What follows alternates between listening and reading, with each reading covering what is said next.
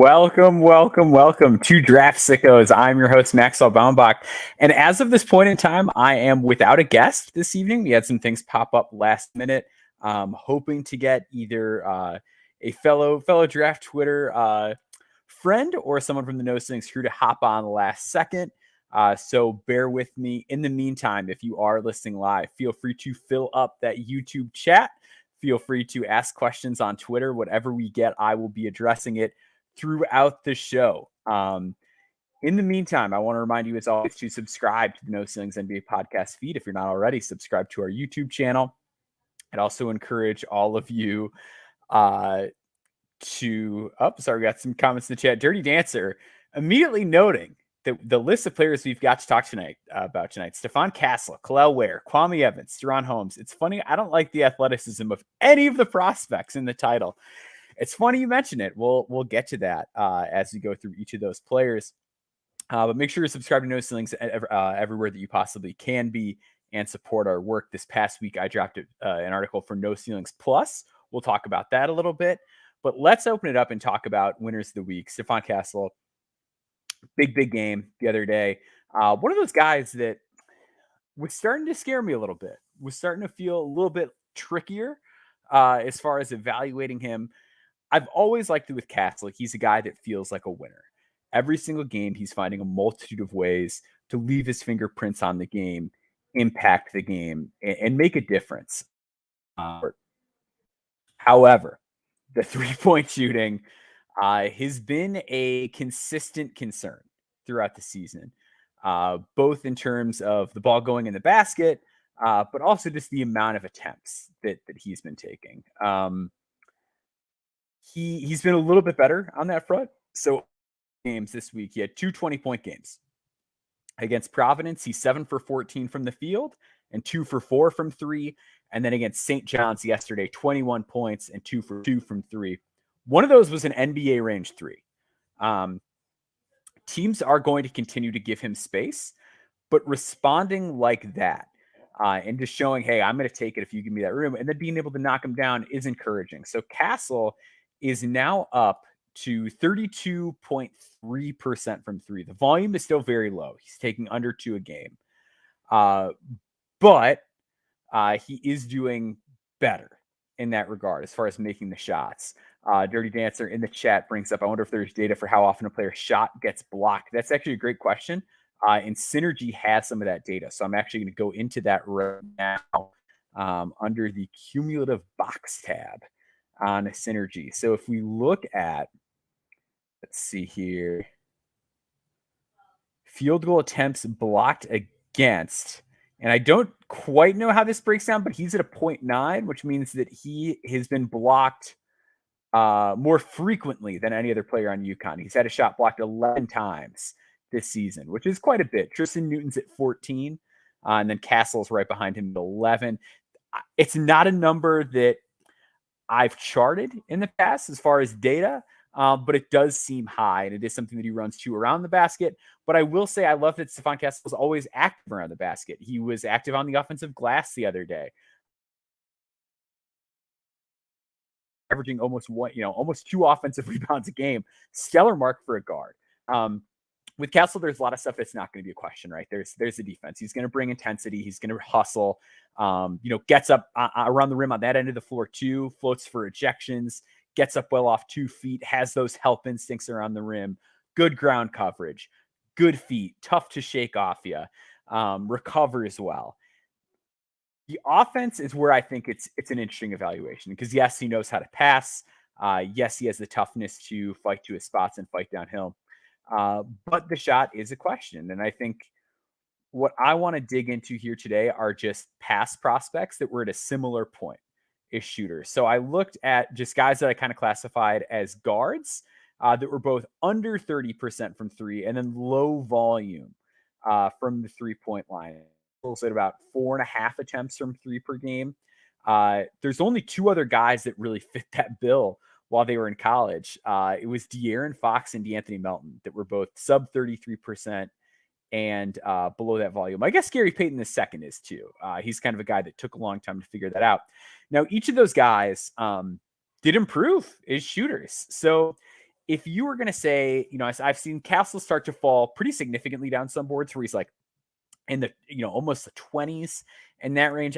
I think you got to be a little bit more optimistic than that with these guys that have a good level of feel. And this is something we'll talk about in a little bit more depth later on in the podcast about Kwami Evans, guys that have the feel, the body, the instincts, the defense, and kind of just have to focus on their shot more than anything else are the guys that tend to figure out the shot. So I'm optimistic. I think that he can at the very least be a decent 3-point shooter. And I think with all the other things that he does on the court, that's all he's going to need to be. I still have Castle in my top 10. We just submitted boards today. I've got him around, I believe, somewhere in that 5 to 7 range off the top of my head. That's terrible that I just filled that out moments ago and don't remember, but he is a guy that is like firm top 10 for me. I think the shot gets to a respectable level with him.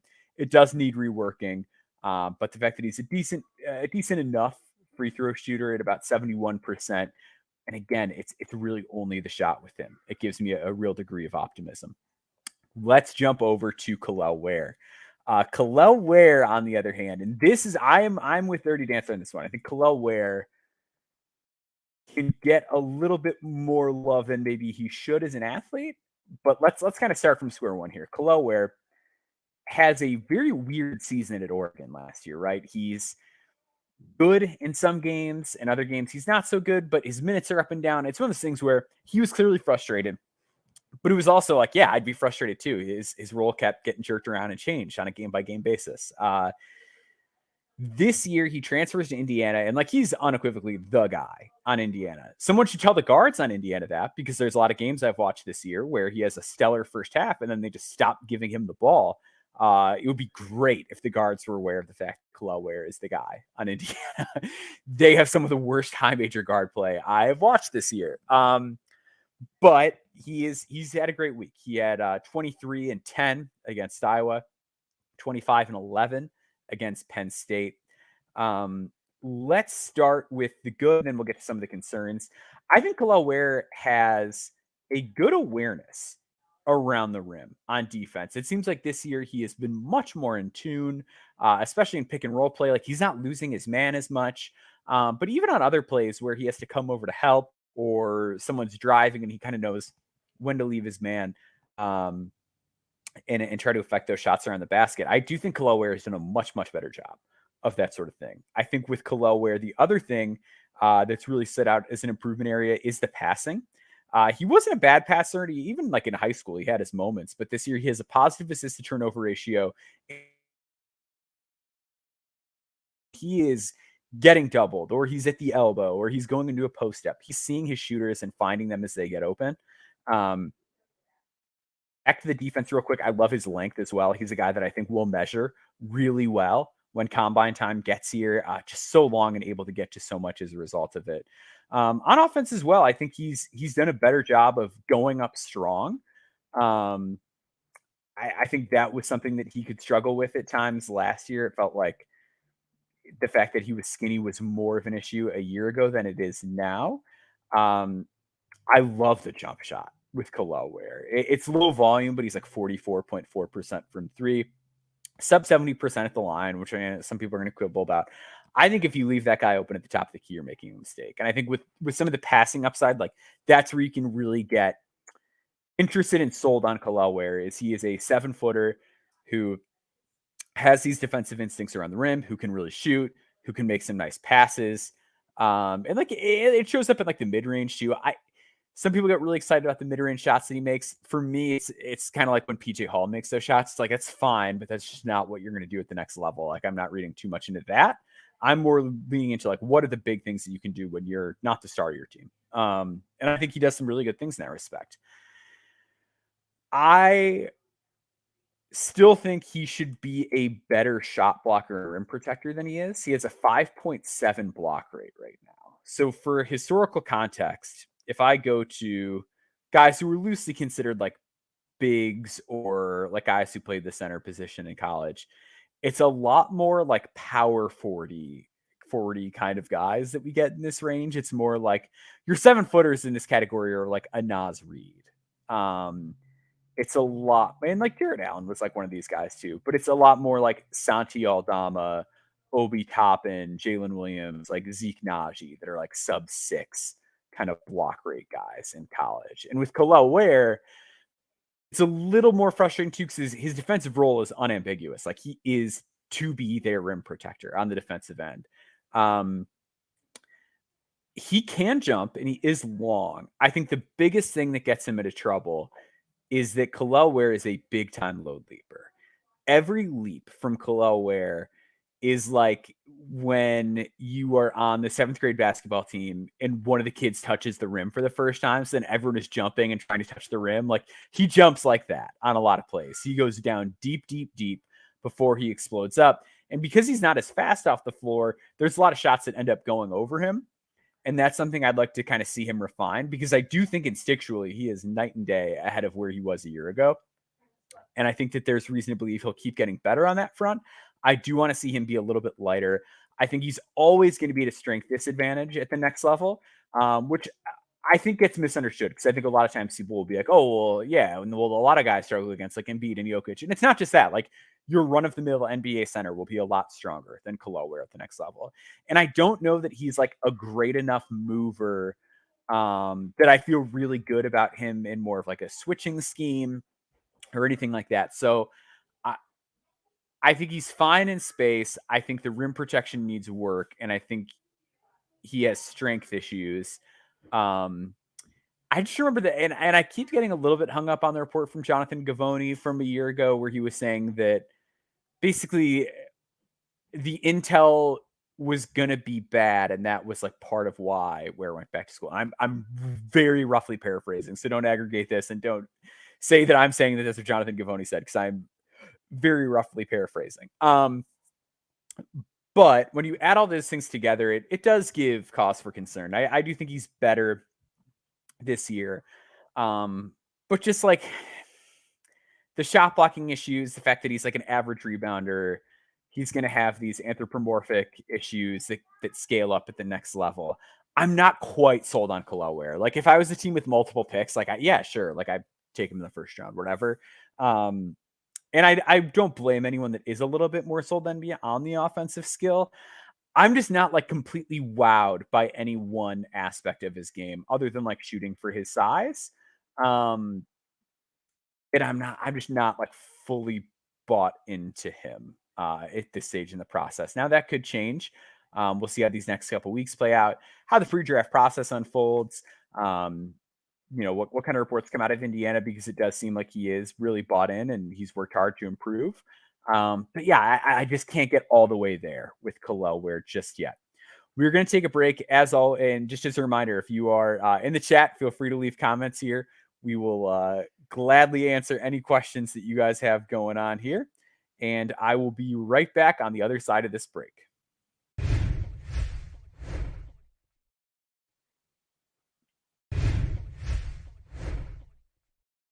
All right, so let's talk about Kwami Evans. I wrote a column that's going to be up by the time a lot of you guys are reading this, and I went to war for Kwami Evans because Kwami Evans rocks, and he's awesome. And when I see big boards that don't have him in the top 100, I get really upset because I personally have Kwami Evans in my top 25 right now. I think Kwami Evans is great. Kwame Evans is a 6'9" freshman from Oregon. And yeah, he's kind of in a similar situation where Kel'el Ware was. His minutes are getting jerked around. He's getting put on the bench behind older players. But I think unlike Kel'el Ware, I think he's been a massive, massive positive. And I think he's kind of been undeniably good as a freshman where he'd have really good games, but there were also games where he wasn't great. And again, I don't blame Kel'el Ware for that. I would have been man, if I had been in the spot like that a lot of these guys are when they're 18, 19 years old, who boy, it would not have been good. So as always, I'm not dogging any of these guys. But Kwami Evans, I think, has been really good and really impactful in all of his minutes that he's gotten this year. And I think he is the kind of developmental bet that an NBA team should be looking to make here, especially if I'm a team with multiple picks. Dirty Dancer in the chat here pointing out playing for Dana Altman as a big is a choice. This is something that we've discussed within the No Ceilings Collective over here. Is there are certain coaches and certain programs where it just seems like it's really hard to carve out a role or get properly utilized. And Oregon over the last couple of years has had a lot of guys that seem to fit that bill. It's been very frustrating to see from the outside. But let's get into Kwame Evans. So the first thing that I like about Kwame Evans, big swig of the seltzer there, non-alcoholic, of course. I'm an old man. I'm a father. If I have one beer at this stage in my life, I'd be in big trouble. So always keeping it non-alcoholic over here. Um, Kwame Evans is a really good defender. 3.8 steal percentage, 6.6 block rate. What I love about Kwame Evans on this end is, first off, his hands are really fast. He does an exceptional job of tracking the ball. And a lot of these steals come from tipping passes. A lot of these blocks come from turning guys away in the mid range, just because they'll have his hand down and somebody's handle, they pull up, bam, the hand is right there, and he's turning that shot away. But also, he has a really good level of just feel and anticipation, whether it's jumping a passing lane, nabbing a steal that way, swatting a shot at the basket after a rim rotation. He's there. He's not a phenomenal athlete. Like he's not Julian Phillips, right? Like a guy from a year ago who you talked to people that saw him throughout the pre-draft process and they were like, whoa, like people were blown away by how good he looked when they got to see him, in those 3-on-3s, those empty gym workouts. Like Julian Phillips was an athlete. Kwame Evans isn't that. He's not going to go to the combine and break the vertical test or blow anybody away with his shuttle run time. But I do think for 6'9", he moves really well. He's fluid. His hands are fast, and it's all functional enough that he's going to create positive results on the defensive end of the floor. He's played some 5 for Oregon this year. I don't think that's going to be his role at the next level. I think he is purely a 4 at the NBA level, at least until the shot changes. And then maybe you can get cute with it and play him at the 3 in a jumbo lineup if you're a team like Utah. But I think he's a 4. I think the strength issues kind of prevent him from being a 5. And that's kind of one area where he struggled on defense. As bigger guys have been able to push him around. But I think that he's a guy that you're going to be patient with. So the fact that he's not NBA strong right now is fine. Because if you're drafting Kwame Evans, you're probably sending him to the G League for a year just to kind of get some seasoning on him. But he is one of 5 high major freshmen with a BPM over 4 this season.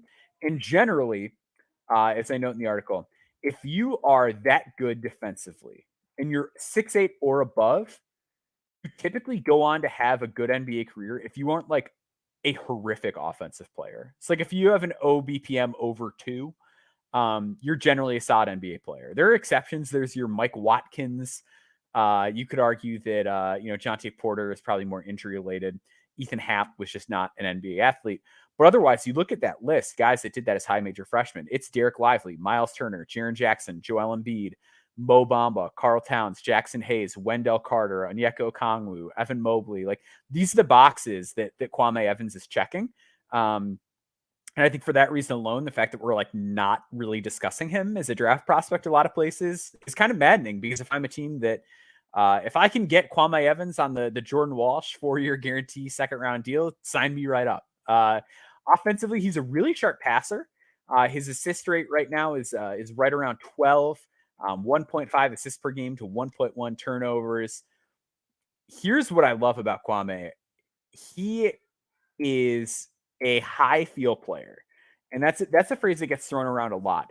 But I think what separates Kwame is there are guys who, like, if it's an up and down game and they're in transition, maybe they can show a little bit more as passers. Maybe when it's like freewheeling and everything is kind of chaos, they can thrive in that environment.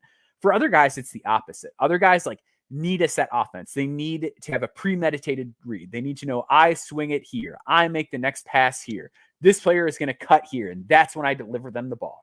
Kwame Evans can do both. When it is a set offense, he knows the play. He knows where guys are going. He can hit them at the right times. But when things get a little bit chaotic, when the defense is scrambling and rotationally, you kind of have to read what off-ball defenders are doing and find the right guy in the perimeter to kick the ball to. Kwame Evans can do that too. He's more than just a system player, and he's more than a guy who can make the right read when things are a little bit chaotic. He's both.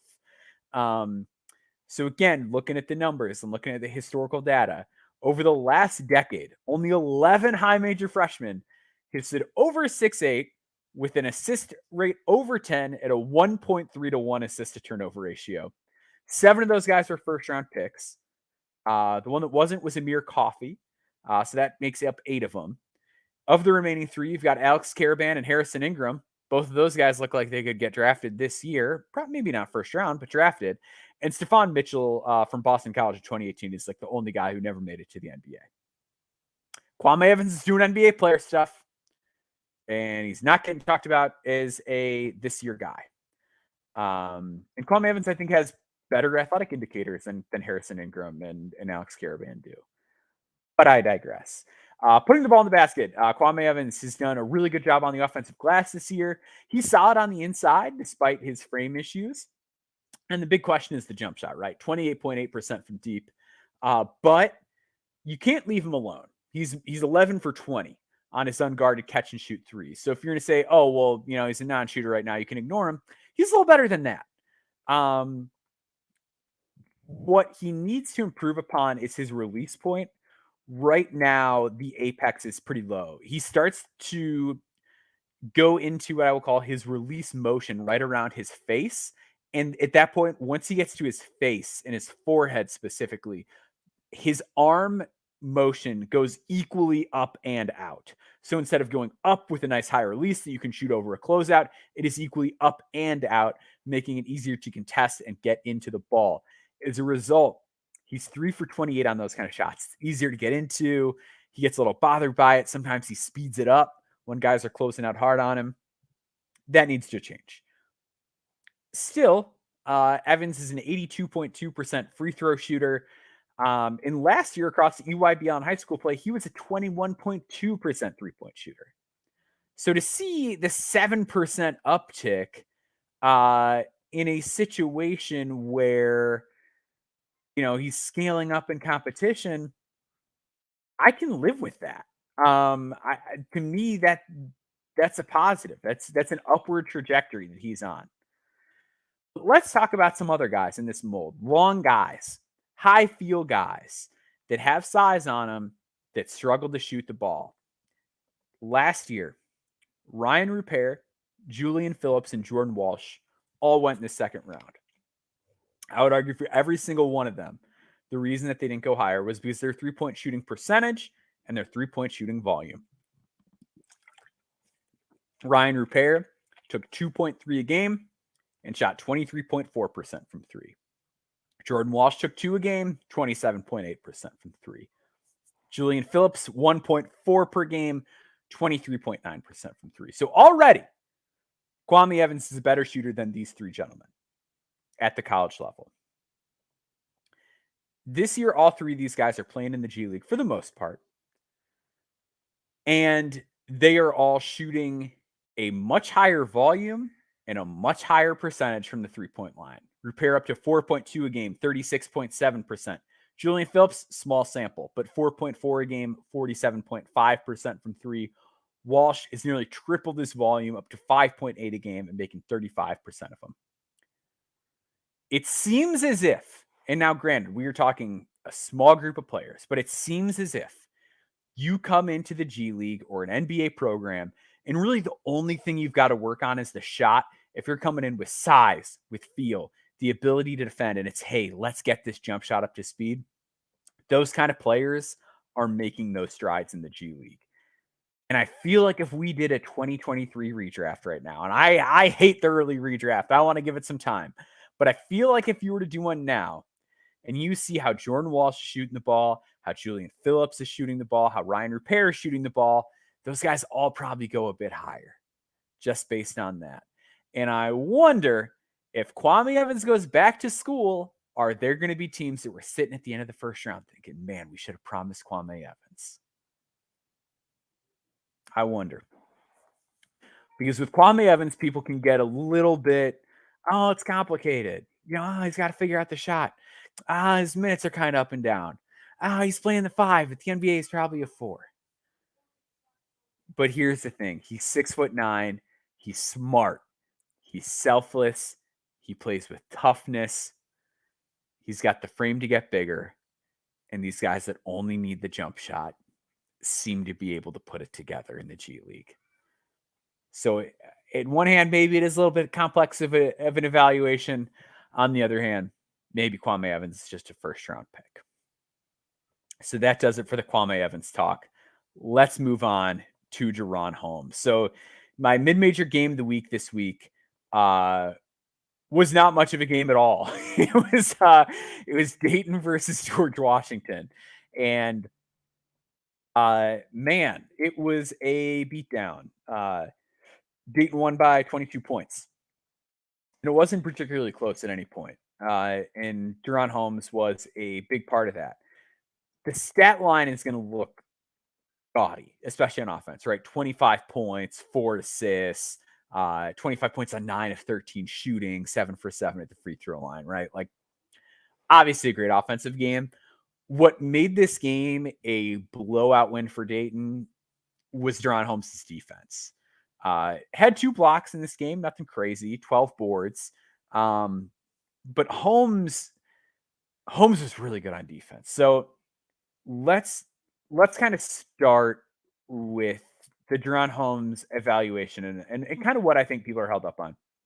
So on these most recent boards, I DaRon Holmes 43. I think DaRon Holmes is a guy that is worth an early second round pick, worth a guarantee in that part of the draft. We'll get into that a little bit.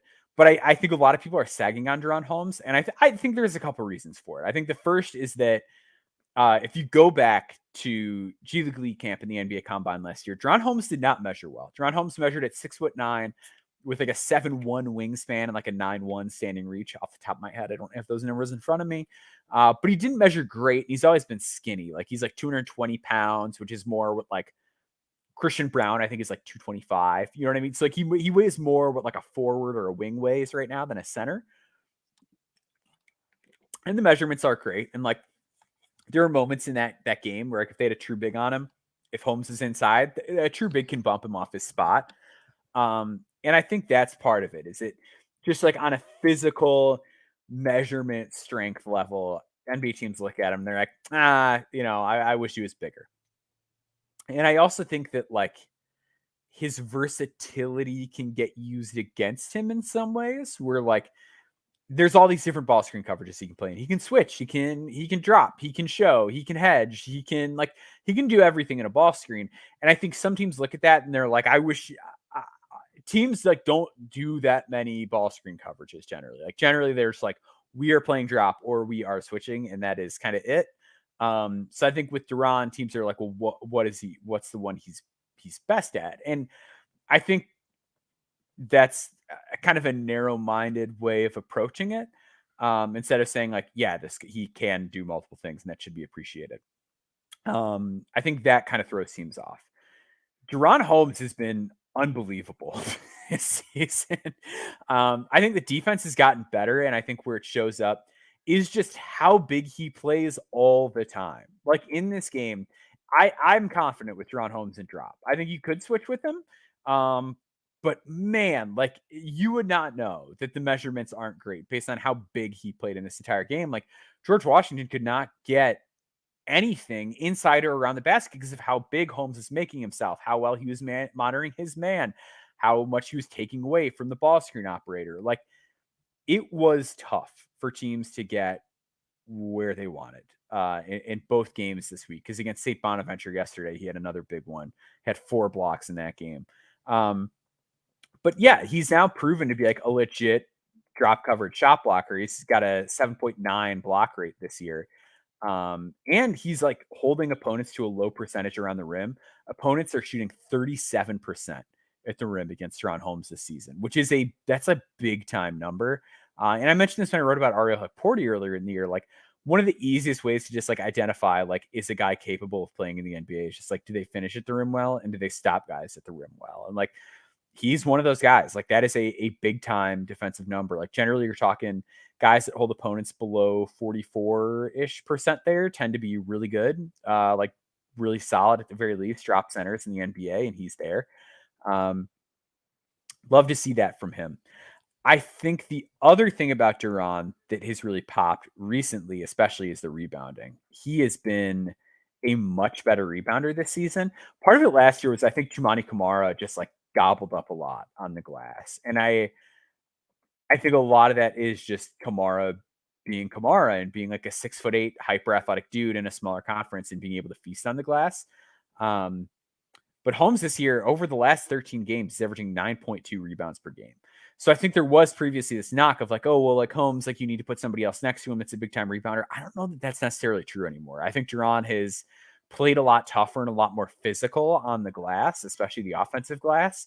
And when he gets an offensive board too, he keeps the ball high, which I love. Like just makes it an easy putback opportunity every single time. He's gotten way better on the board. So now we're talking about good rebounder. And this is the big thing with me. DaRon Holmes to me always used to be a guy that could pass. Like he was a center who made good passes from time to time. He was a capable passer.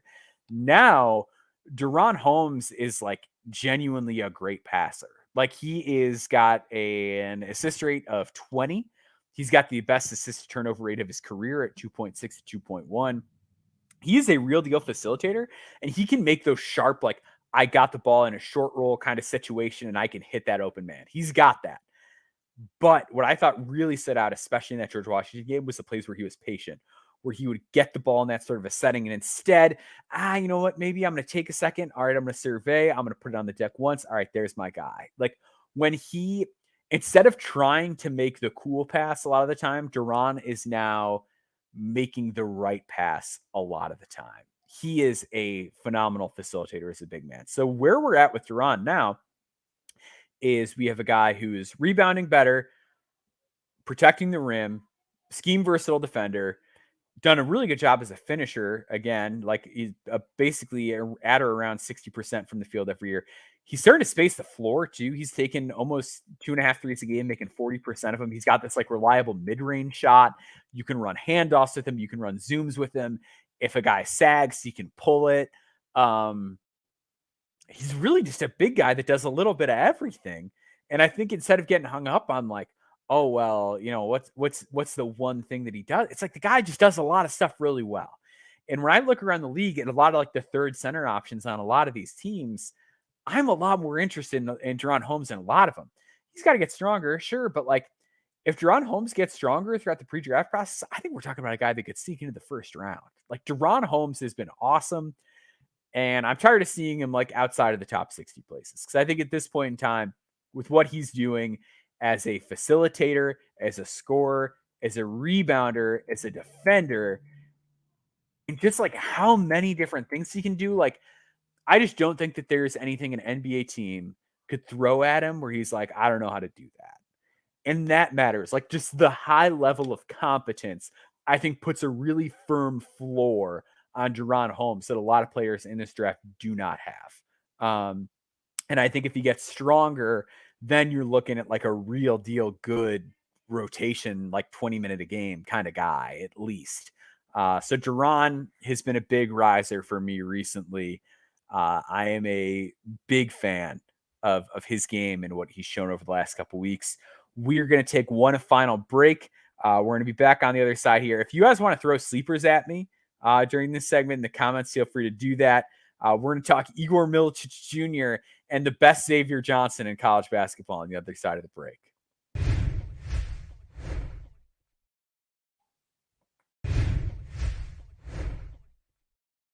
All right, we are going to wrap it up with the Sickos session. I want to talk first about a guy I wrote about for No Ceilings Plus this week.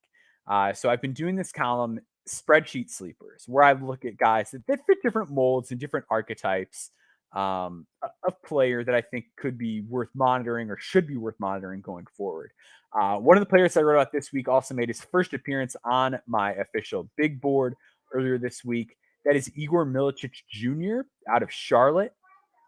He is a 6'10" junior who does a little bit of everything. So for this article, I focused on what I called high competence players, where I looked at spreadsheets, basically said, who are the guys that do the most important things for their position well? So for forwards and wings, there was a lot of stuff. We're talking, you got to have a good 3-point percentage. You got to have a good 3-point volume. You got to have the requisite steal and block rates. You got to be able to rebound. You got to be able to pass. You can't have a negative assist turnover ratio. A lot of stuff. Igor Milicic Jr. checked all those boxes, and I went into the film, and oh boy, this is a 6'10" man that can move. Let's talk defense first. 4.1 block rate on the year. 1.5 steal percentages. Number is kind of similar to guys like Delano Banton and Nasir Little during their college careers. Moves his feet well, but has a real toughness to him. And I think the best game to watch, if you're interested in him defensively, is the game against Duke, where he blocked 4 shots. One of them, Mark Mitchell drives at him. He slides them, moves his feet well, turns him away around the block. Another play, Kyle Filipowski's got to run away to the rim. My guy Igor slides in the way, leaps up and turns him away with a block at the rim. There's a good level of strength here. He's probably 220 pounds already. But yeah, just a guy who can move and has some real toughness to do some stuff on the interior too, which is what I want out of a guy that's 6'10". But I do still feel confident in him moving his feet with NBA forwards and wings. The connected feel is solid as a passer, like it wasn't anything mesmerizing, but it was the right kind of pass to throw, can find the open man. The shot is good, 37.4% from deep on the year, 9.4 a game. Yearly similar to Dorian Finney-Smith as far as percentages and volume in college. What I like about Igor is that he can move into a shot. He's not one of these guys that you just park in the corner or that you leave unattended or whatever, and he can make those. Igor can move into a shot. 7 for 17 in transition, 3 for 8 as a pop man, 3 for 7 coming off of screens, 87.1% free throw shooter. 6'10" guys that shoot don't grow on trees. And 6'10" guys that can like do other things on the court other than shoot don't grow on trees either. I like Milicic. I would be strongly considering drafting him. I've got him around 78, which is one of those things where it's like by the time guys go back to school, I'd consider drafting him in a class like this. Typically, guys his size with his just like sort of general level of production at least get a summer league invite. So consider him definitely for next year. But if he were to go in this year, yeah, he warrants draftable consideration in my eyes. Going to take some from the chat real quick here. Brandon Carlson. So a column I've talked about, maybe I'll end up doing it at some point. But being the guy who does like the Portsmouth preview, maybe not, we'll see. Which I talked about like internally, we talked a little bit about like Demoy Hodge last year was a guy who was older, like 25, but still got a 2-way. Like who were the Hodge candidates for this coming year? And I think Carlson could be one of those guys. Brandon Carlson at Utah is a 7-foot center. He is skinny, like Basketball Reference has him at 215. But boy, can he shoot. Like he's one of those guys where I think the percentage, 34.4% from 3, but like hit some real deal NBA level threes. It's going to be tough for him to get drafted because of the age, but he really moves well, like sets his feet. The shot prep is gorgeous. Another guy who can move into it, got a nice like turnaround shot in the post, but also just like a guy who gets up really easily for dunks, has these good instincts as a shot blocker, gets off the floor really easily. I like him a lot. And yeah, Dirty Dancer says not much difference between him and Hunter Tyson. Like I can kind of see that.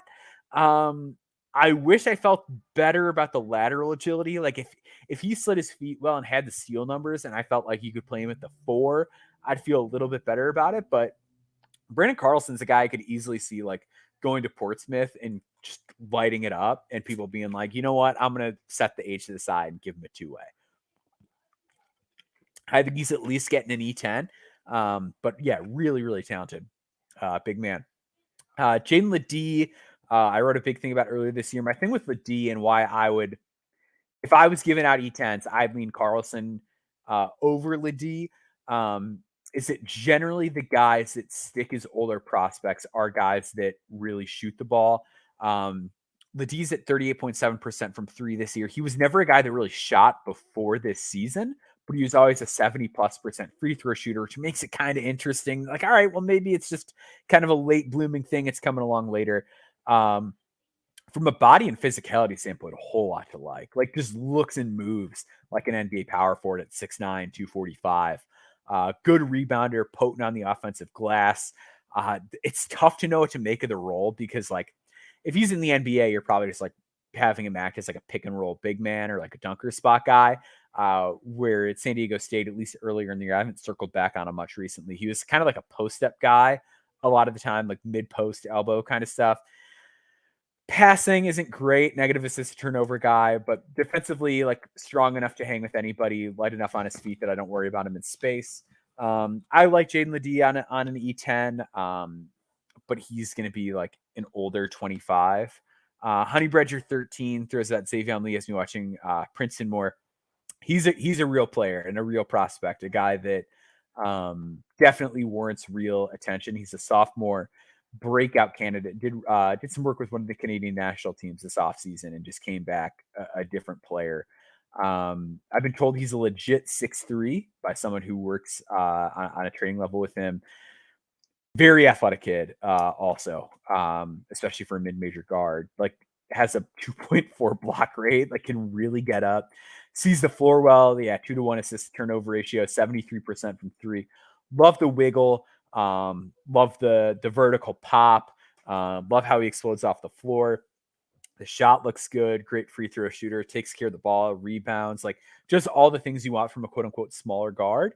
The thing for him is just going to be, I think, filling out his frame. If he does transfer up, I think he's probably ready to play at like any high major school.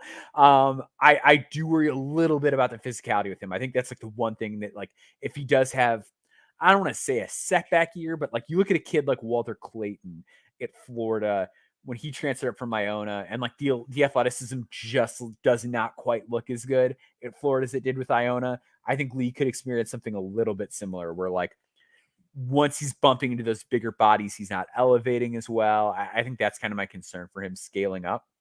And then Momcilovic from Iowa State is brought up here as well. Momcilovic, Milan Momcilovic, I like. I wish I was like fully sold on him because I love tall shooters. Like tall shooters 100% are my type. I just feel like he's a bad rebounder. The defense is fine. Like he knows what he's doing. He's not the worst mover in the world. Not a poor decision maker, but not like a great one. Like I don't know. Am I just getting like slightly better Davis? Like, am I getting Davis Bertans, or is there like more to it than that? He's got some really cool mid post stuff too, but I just have a hard time getting excited about him as anything more than like a gadget player, I guess, at the next level. Keep throwing those sleepers at me. If you've got any more, I'll get to them. But I'm going to hop over to another guy covered for Spreadsheet Sleepers earlier in the season. Southern Illinois, Xavier Johnson. My goodness, this kid rocks. He is going to be older. So I know people are going to say, oh, he's going to be like 24 and a half and he's 6'1". Look, I am Mr. I don't believe in any small guards. I got a little bit of belief in Xavier Johnson. I would love to get him on an E10. He is a nasty scorer. 23.5 points per game, 44.8, 40.9, 89.9 shooting splits. True three-level scorer. Really elevates in the mid-range. Can finish above the rim. NBA range, logo range, off the pull-up, off the catch. And vastly improved. This is a guy who was at George Mason for 3 years and like was fine. Scored 7 points per game at Southern Illinois last year, and now is one of the top scorers in the country. Really, really great. And tremendously improved in this lead role after Marcus Damask transferred out.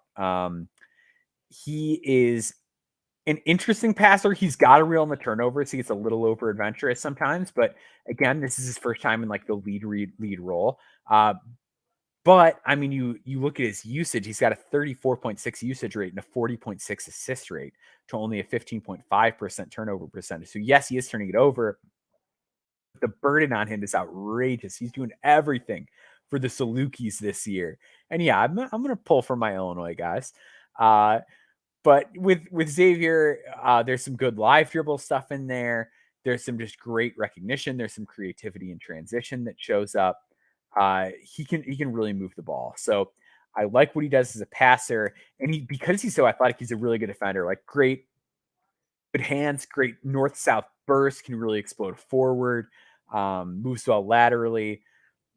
Not like super skinny either, which is good. So he's a guy that like, look, I know it's Southern Illinois, and like the Missouri Valley is like a real conference. Like it's a solid mid-major league. And he's lighting it up. I really think he deserves more consideration. I know there's a stigma against smaller guards and especially smaller guards coming from mid-major programs. I hope he at least gets in for workouts. We've got this one from Casey here. Micah Henlogton transferred to Florida, rebounds out of position, lob threat. Thoughts on him? I like Micah a lot. I like Micah Henlogton a lot. He was a player I covered during my No Stone Unturned series this past offseason, coming out of Marshall. So I've been on this train. Henlogton is really big and he's got awesome touch. Like he's a guy that he's skinny, so he gets bumped around, but he'll grab an offensive rebound and guys will like push him back and he's still just with like the softest touch in the world, just eases the ball right into the rim. I love how he shoots. And I think he's a guy that has a chance to stretch the floor because that even if the free throw percentage has been rough this season, free throw percentage has got to get better. He's sub 40 at the line this year after being around 54 last year. Does knock down the occasional jumper. Nice recognition as a passer too, like not mesmerizing assist numbers, but knows what he's doing. And then it has that gigantic length around the basket. Physically, he's got to fill out. I think that's the big thing kind of holding him back. That's why the block rate is down this year as opposed to last year at Marshall. But just does such a good job of getting into so much with his length. I know he had an ankle injury earlier in the year as well. But just a really impactful player, a savvy player, a guy who knows what he's doing out there. Pro pedigree. I believe his father had a cup of coffee with the Jazz and was also an overseas pro. So really interested in Micah Henlogton as time goes on. Tough for him to kind of get a bigger role in this sort of team, like that just has a million mouths to feed. And that was something that when I wrote about him for No Stone Unturned was something that I mentioned with him. But I do think he's a really talented player. So Cosmo asking who we're talking about right now. We're talking about Micah Henlogton. I'll take one more. If anybody's got one more sleeper, I see Hanson Yang getting thrown around. I have not done enough on him to kind of feel confident laying out my eval at this point. Pell Larson is a name that gets brought up. I like Pell. That man, I need him to shoot faster. I think I've got him like just on the cusp of the second round or right around there. I like how he defends. I love how tough he is. I love how sturdy and strong he is. He rebounds, passes, exceptional at seeing the floor on the go. Good finisher, gets up better than you might think. He has a deadly pump fake, but the reason the fake is so good is because it takes him 8.5 seconds to get the ball out of his hands on a three. Oh, Cosmo, great one. Drew Pember. I love me some Drew Pember. 2022 No Stone Unturned class. He had a huge game for UNC Asheville the other day. Dropped 36 on Winthrop when was 6 of 11 from three. Pember is a guy where I worry a lot about the strength because he's really skinny and struggled against some high major schools because of it. Like if you look back at last year's games where they played high major schools, he kind of got eaten up in a lot of them. But I think at the NBA level, you're playing him at the 4, where it's not going to be as big of an issue. I wish he was more dominant as a rebounder. The shot blocking has taken a bit of a dip this year, but he is a really good bouncy vertical athlete. He is relentless at attacking the rim despite being skinny. So 37% from three over the last couple of years on good volume for a big. Teams close out really hard. And he's really good at using that gravity to drive to the basket, shooting, over 8 free throws a game this season as an 86% free throw shooter. And was always an interesting passer, always a guy who could really do some interesting things in handoffs and zooms. But this year, positive assist to turnover ratio, career high 3.5 assists per game to only 2.8 turnovers per game, really being a heliocentric leader for that UNC Asheville team. So Drew Pember is a guy that I think probably gets a Portsmouth invite. Probably a 4 at the next level. In a I know I just mentioned Bertans, and I promise I'll stop comping tall white dudes that shoot to Bertans. But I think that's kind of the role, is spot up shooter, floor spacer who can move the ball if his thing isn't there, and then also use that fake to get downhill and make some passes off of it. Pember's a guy I kind of got to get back into consideration with. I'd sort of tuned him out, but a guy that after that 36 point outing the other day, I'm going to go back into the film and kind of reconsider and kind of reconsider where to place him on my board. So we'll wrap it up right there. Thank you to the chat for getting me through this. I really appreciate you guys kind of hopping in, making the show what it was. As always, subscribe to No Ceilings for our daily written content at NoCeilingsNBA.com, No Ceilings NBA podcast feed. Follow me on Twitter at Boundboards. Check out my Kwame Evans Jr. article tomorrow. Tomorrow we go to war for Kwame Evans. It's probably today by the time most of you are listening to this, but check that out. And yeah, that'll do it. So until next time, see you guys. Peace.